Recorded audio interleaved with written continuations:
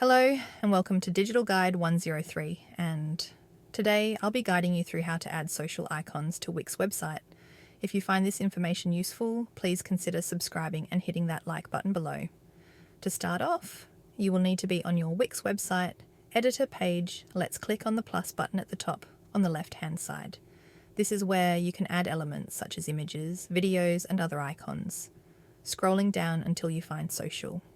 There will then be a bunch of different options available and to choose from to add to your site. Today I will choose the social buttons as I like the way that they look. You can just adjust the icon bar to where you want it by simply clicking and dragging it to where you want it to go. From here you can then click on Set Social Links, and this will take you to a section where you can rearrange the icons to what order you want them to go, or you can edit the text to something different as well. And you can also add the social link you want it to be. So I am going to add my Instagram link to the link section here. So when people click on it, it will take them to my Instagram account. There you have it, how to add social icons to your Wix website.